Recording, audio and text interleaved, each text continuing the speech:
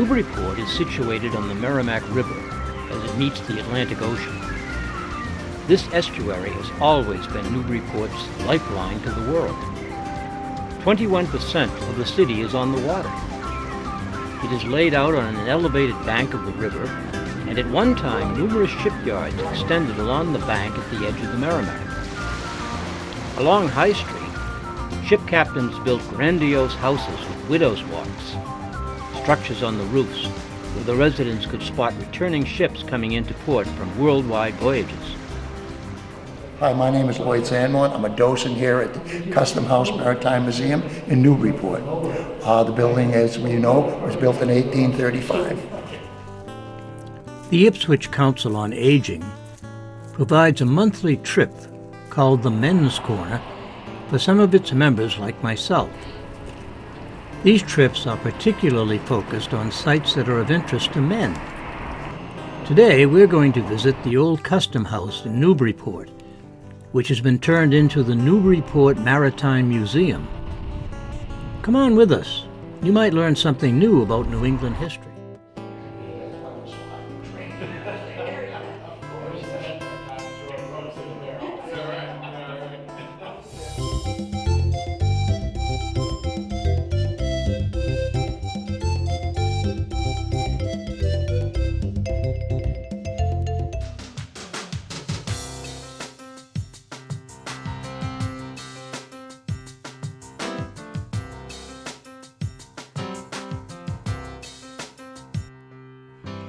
Built in 1835 to facilitate tax collection on imported goods from a growing overseas trade in one of America's earliest ports, the Newburyport Custom House was designed by Robert Mills, architect of the Washington Monument and U.S. Treasury Building.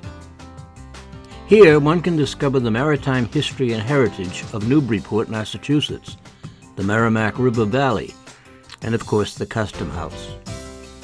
The museum has a unique collection of maritime art, model clipper ships, as well as a display of famous shipwrecks, the history of the Coast Guard, and much more.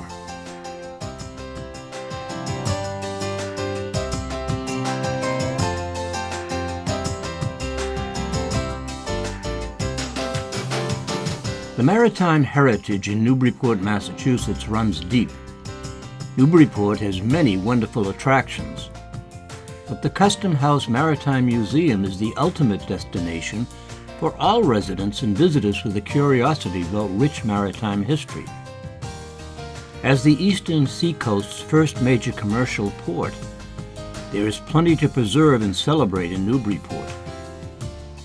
Much of this history can be seen at the Custom House Maritime Museum in downtown Newburyport.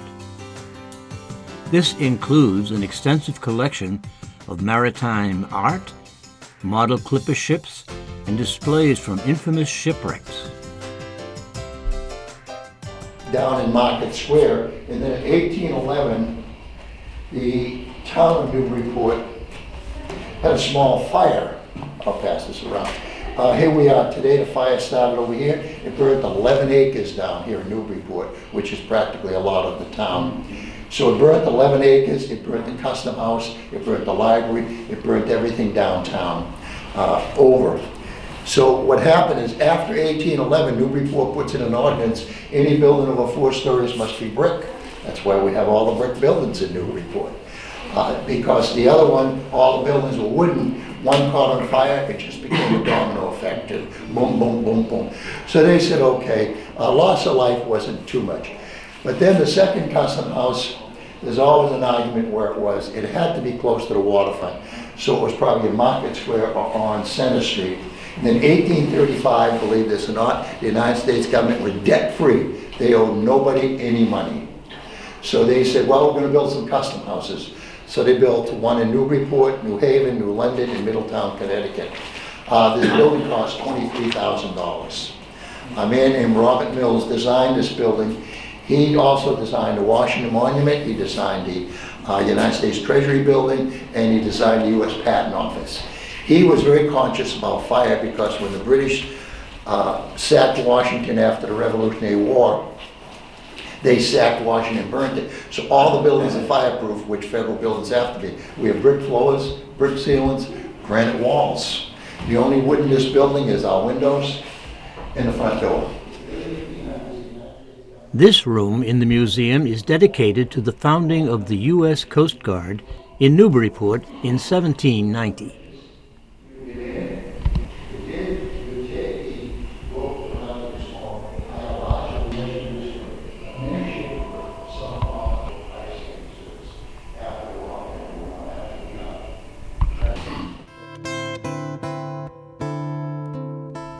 The United States Revenue Cutter Service was founded on August 4th of 1790 as part of the U.S. Treasury. It changed its name in 1915 to the U.S. Coast Guard. Today, it's part of the Department of Homeland Security.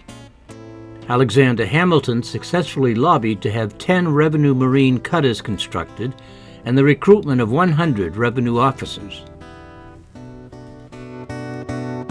The ship here is United States Coast Guard training ship Eagle. She was a prize from the German Navy in World War II.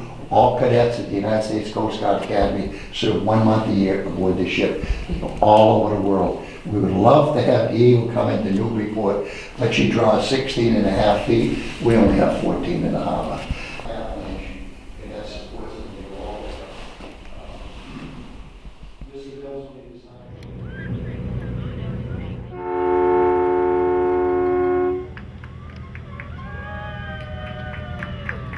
All right, so this first vessel just now coming into view is the Eagle. It is a commissioned naval vessel. It is the Coast Guard, U.S. Coast Guard certification. I took this video in Boston Harbor. The Fresnel lens, seen here, can capture more oblique light from a relatively small bulb, thus allowing the light to be seen far out to sea. This one was at the Newburyport Lighthouse.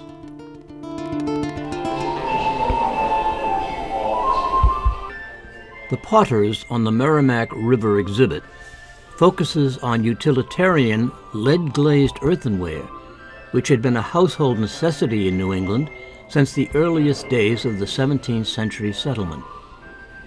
Domestic production of everyday ceramics began not long after the Massachusetts Bay Colony was established on the shores of North America. These locally made objects were also used in trade and commerce beyond their practical function in the household. Over time, they became staples of the local economy and were used as far as they could be carried. So if you drop it, now you buy something new. But right as you go down here at the end of Water Street and turn, you go to the highway that takes you down the old. This here is an interesting. That's a bedpan. In the old days with lacquer bathrooms, the rich people would have a bedpan in the bedroom.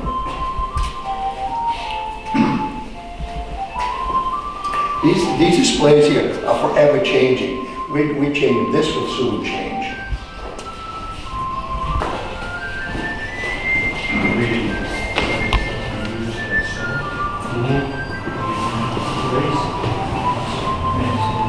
Right now, the windows, when the building was built, were 12 over 12. And then in 1876, glass making became very easy, so they put in the 2 over 2 windows and renovated the building. That was their way of renovating. They put in marble windowsills, and they put in a marble floor. The marble floor got cracked because in 1906, this no longer became a custom house. Everything got shipped to Boston. And then after that, it became a wood heel factory for women's shoes.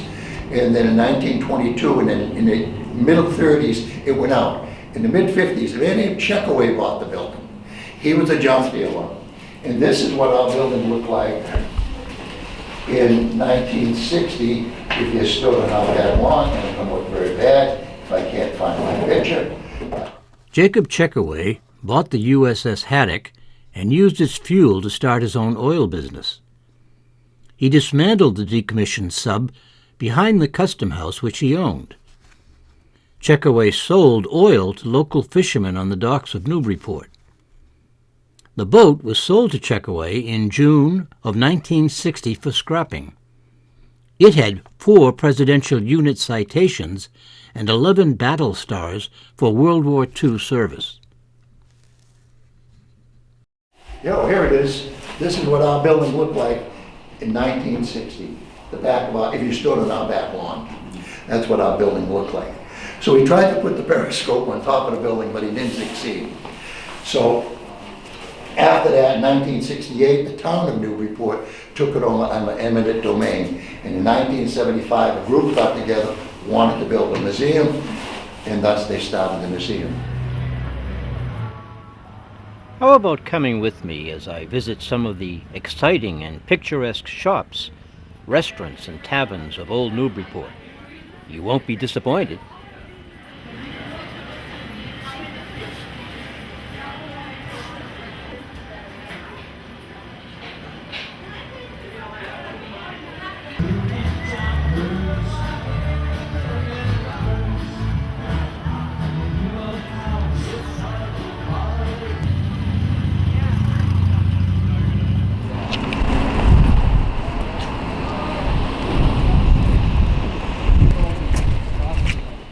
Well, after our tour of the museum, it's time to have lunch.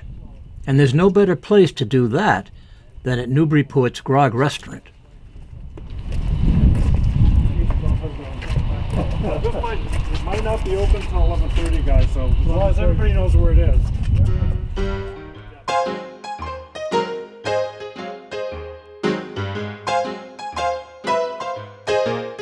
The Grog Restaurant is a mainstay of the downtown. It opened in 1971 and has been a popular eating and drinking establishment ever since.